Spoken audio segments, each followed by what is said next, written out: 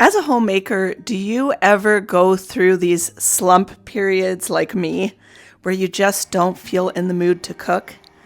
Well, in today's video, I'm going to talk about it and let you know some of my strategies of how I get things done when I really don't feel like it.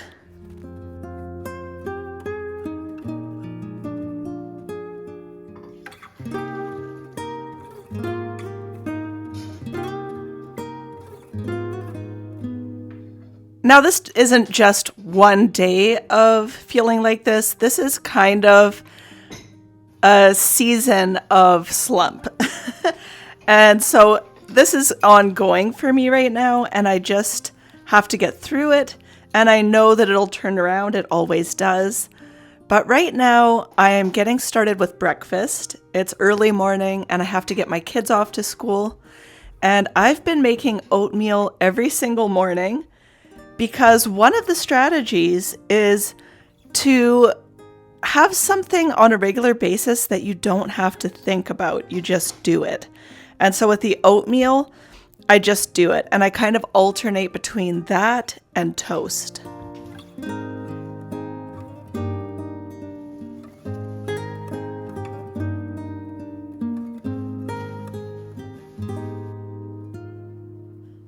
I'm getting sandwiches ready, and after being a homemaker for 26 years, I am pretty tired of making sandwiches.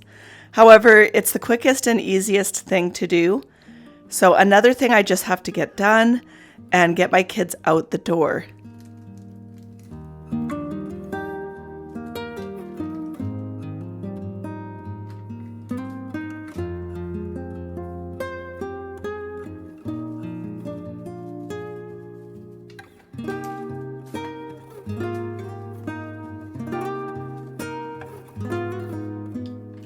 The morning is like a procedure that I just do over and over again every single day. And I don't think too much about it. I just have to make sure that I have the right ingredients on hand so that I'm always ready to go.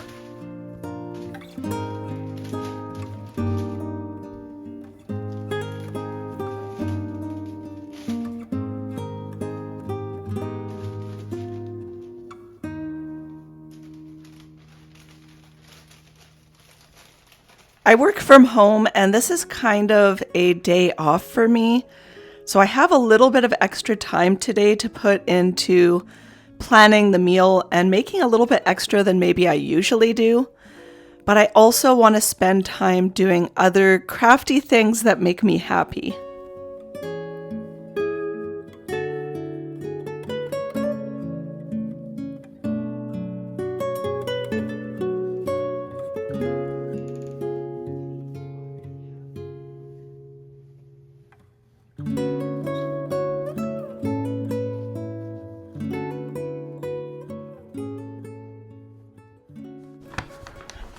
Okay, so I'm just getting back from taking my kids to school, and I picked up a few things at the store in order for me to make the meal that I want to make today. And I'm going to show that to you in just a second, but before I get started, I want to announce today's video sponsor, which is YoniFlex. YoniFlex is a pelvic floor trainer, and if you are a woman and you've given childbirth and you've been told by your doctor that you need to do Kegel exercises, then this tool is going to be just wonderful for you, because it does 200 to 300 Kegel exercises within 30 minutes. And used daily, it's really going to help strengthen your pelvic floor and just prevent so many issues that can happen later on. And for me personally, I waited 15 years because my youngest child is 15 years old. And I should have done those Kegel exercises. I didn't. And now I've been struggling with all kinds of issues, including having to get up so many times in the night to go to the washroom. And so using the YoniFlex every day has really helped strengthen that pelvic floor. And I'm up to only getting up one time in the night. So I'm getting improved sleep, and my core just feels so much stronger. So if this is something that you have issues with, I've got a link down in my description box. And Trisha from YoniFlex is going to be giving you $10 off. So go down there, visit their website. This product has been a lifesaver for me. I highly recommend. So let's get back into it, you guys. So I went to the store. I picked up some stuff to make a stuffed pepper soup for dinner tonight.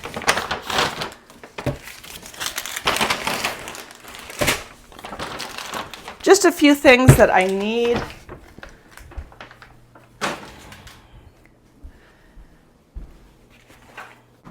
I'm going to be getting started with all of this in just a minute, but I just wanted to sit down and have a little chat with you guys because I was really struggling with coming up with ideas for videos because I've been so involved in my sewing. And previously on my channel, I do a lot of cook with me kind of videos, but I was just battling this because I was thinking, I just don't feel like cooking. Like I don't feel like doing a cook with me video. But you know, being someone that's cooked for decades now and being a home cook for my family, this is just something that comes in waves, and there's times where I'm super inspired. And then there's times where I just feel like I'm in a slump and I really just don't feel in the mood. And cooking is a struggle. And all I really want to do is work on my sewing project. That's what I really want to do. But in order for me to really be able to enjoy that, I really do have to kind of take care of the needs of my family, and that's just very important for me. And cooking from scratch is also something that I've dedicated myself to. And of course, there's times where, you know, we pick up pizza or I might pick up a quicker meal, but it's a lot more rare than it used to be because it's just really important to me that we are eating nutritious foods. And so anyways, I realized that this was actually not a bad idea for a video because I'm sure a lot of you can relate to not wanting to cook when you have been doing it for years and sometimes you feel like you just don't care, right? And we all go through that. And so I've come up with a few strategies to make my life easier in times when I really don't feel like cooking.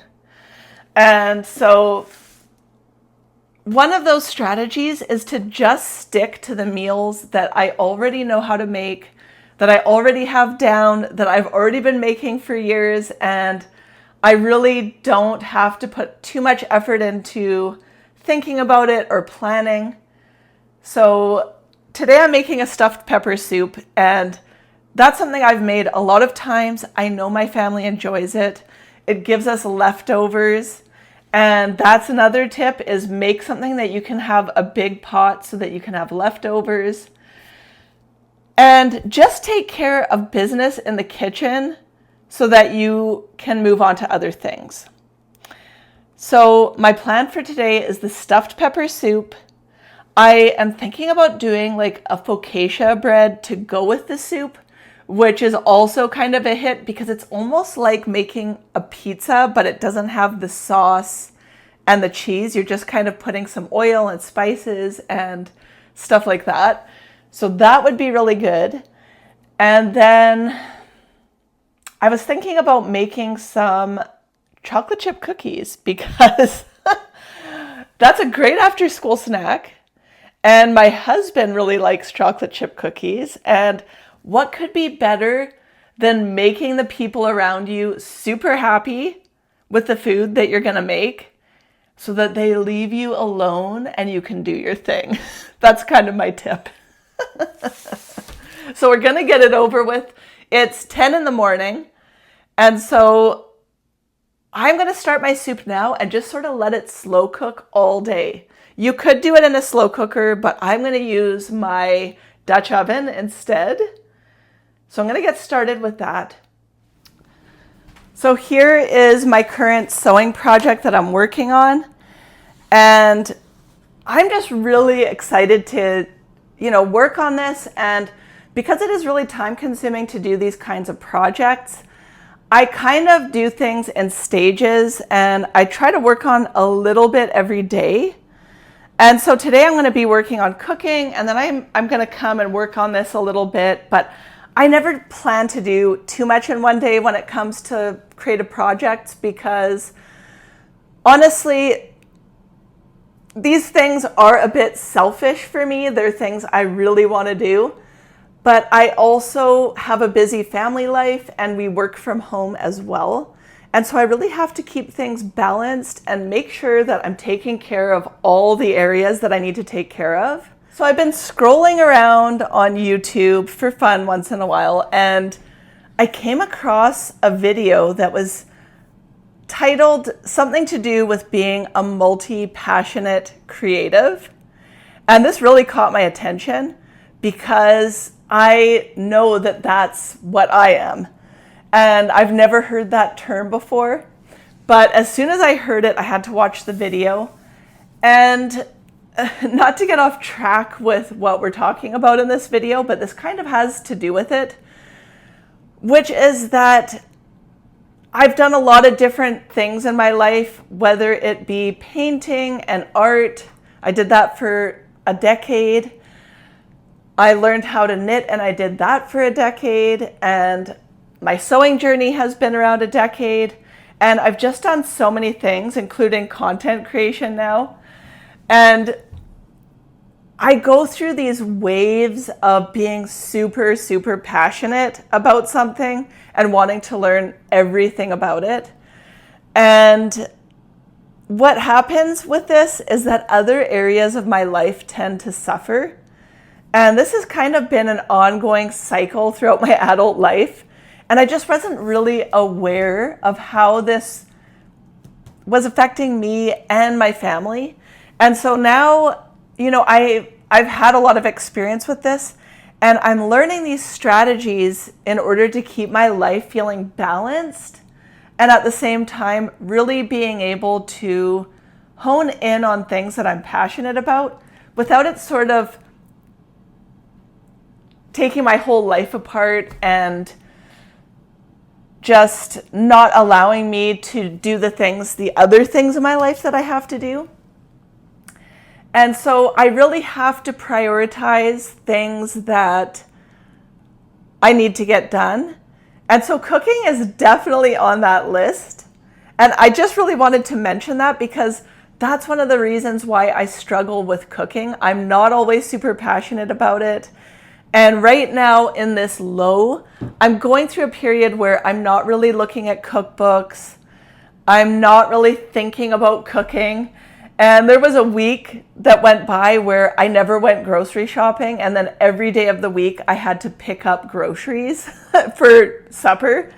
And it was horrible. It was absolutely horrible. So another strategy is just doing a Walmart online order so that I can get my grocery shopping done without really having to think about it too much, because it saves all of your past purchases.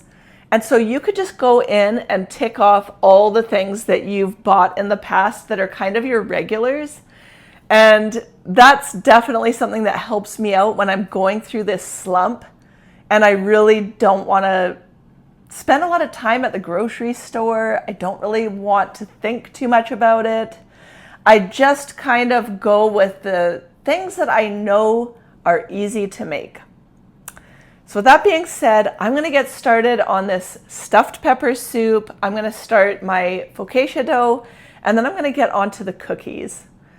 So I'm going to put this onto a voiceover so I can focus in and get this done.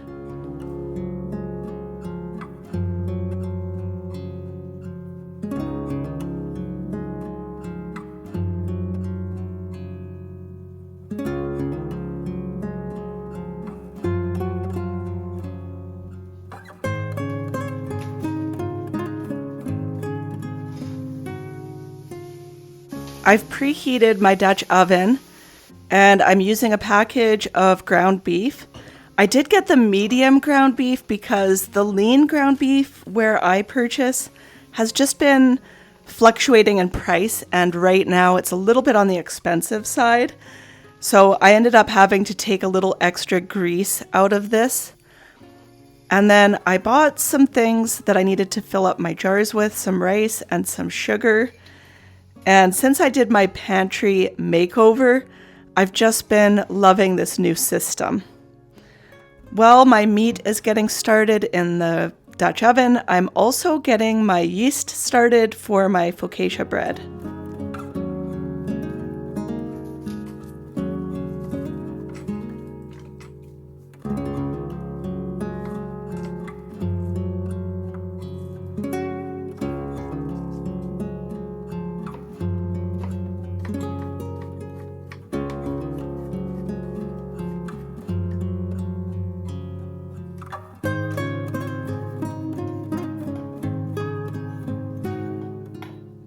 Into the ground beef, I'm adding 2 chopped onions.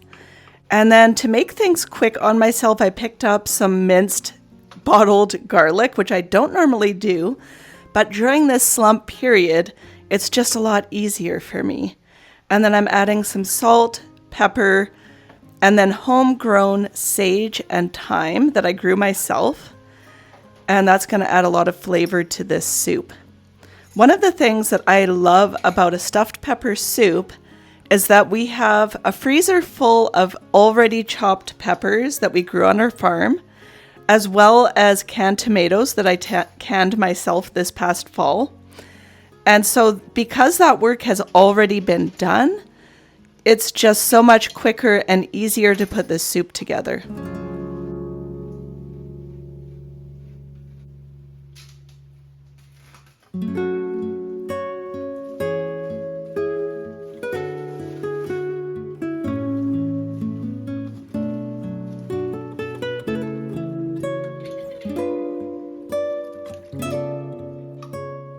My package of chopped peppers equals about 4 cups of chopped peppers.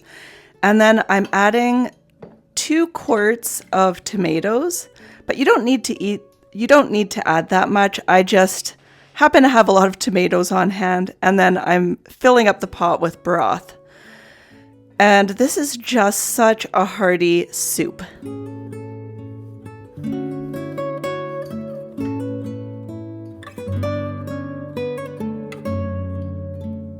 I'm making sort of a basic pizza crust recipe that I have memorized, and I'm adding both regular yeast as well as some of my fed sourdough starter just to add a little extra boost with the yeast.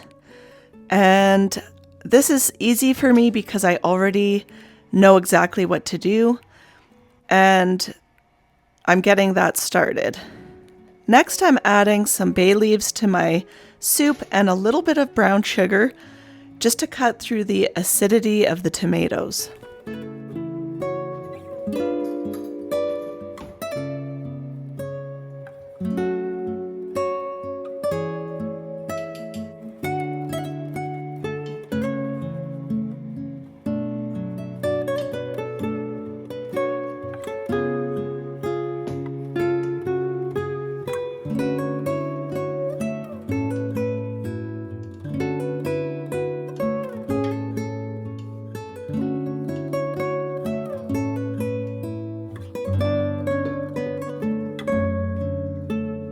This is just going to sit and rise for a few hours, and then I'm going to transfer it to a baking pan and let it rise some more.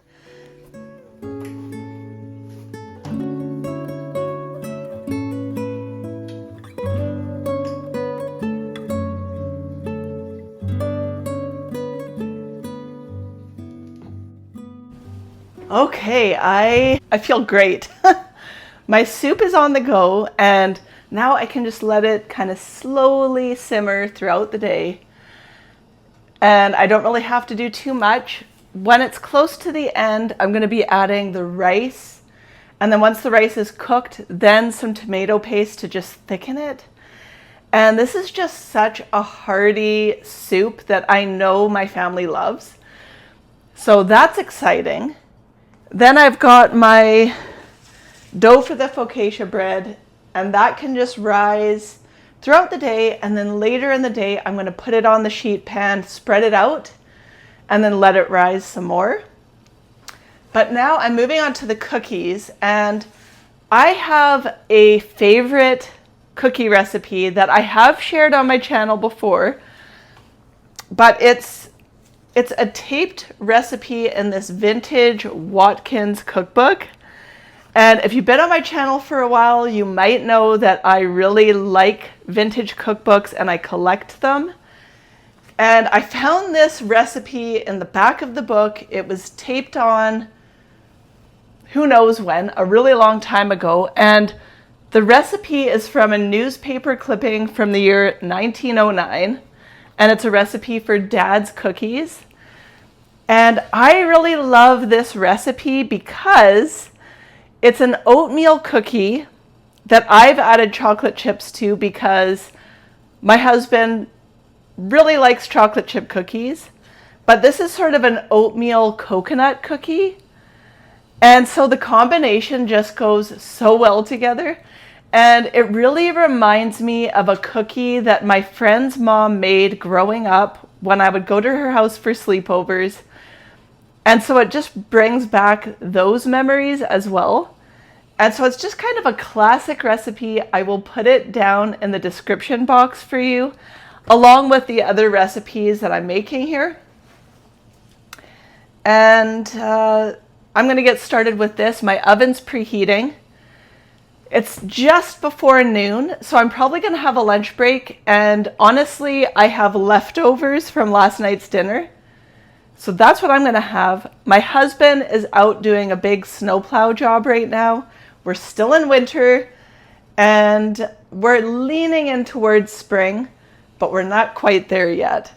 So I think he's going to be really pleased when he gets home and sees that I have chocolate chip cookies and other things on the go. That's going to make him feel really happy with my work as a homemaker.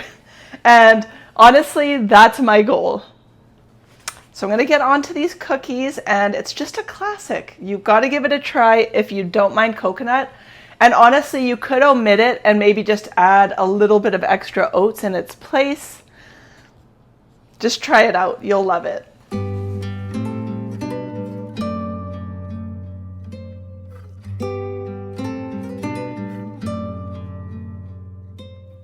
My husband just happened to get home right as I was getting started with these cookies, and right away he could smell the soup. And let's just say that he was very happily surprised. And this is really my goal, is to make everyone around me happy with this food. And he really wants to tell me about his day as I make these cookies.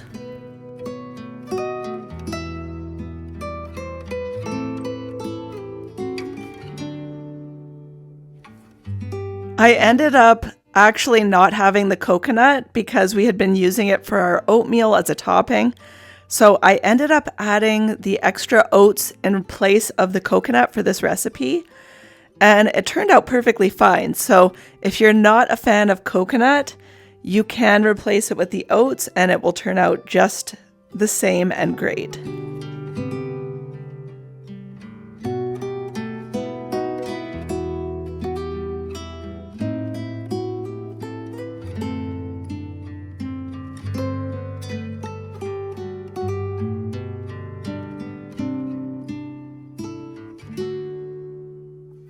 This made about 3 trays of 9 cookies each. And let me see if I do the math. I'm not very good at math, so probably about, 30 cookies or something. But it made several cookies, and my family just loves it when I make cookies. And I don't do it that often, but when I do, everyone is super happy.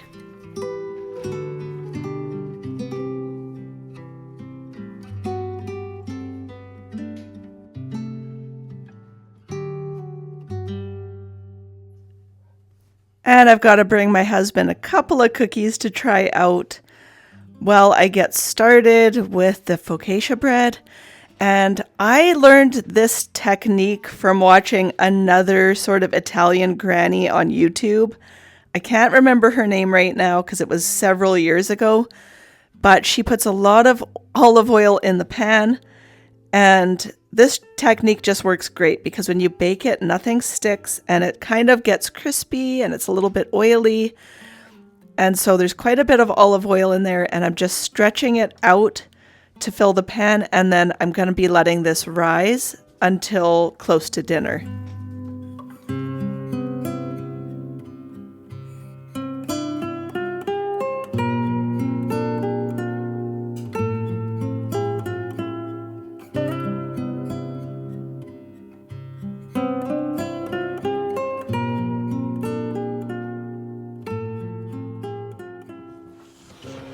My focaccia bread is rising, and this is going to be so good because you can poke holes into it and then stuff it with things like olives and cheese and sprinkle herbs on top and a little more olive oil. That's what I plan on doing. And then I've got my cookies here, and then my rice is added to the soup. All I need to do is taste it and thicken it with some tomato paste. And then from there, we're eating dinner. So let me know in the comments, what are your strategies when you're not feeling like cooking? I would love to know and get some ideas, not only for myself, but for other viewers. So leave a comment, and that will just help other people with ideas and strategies of what to do.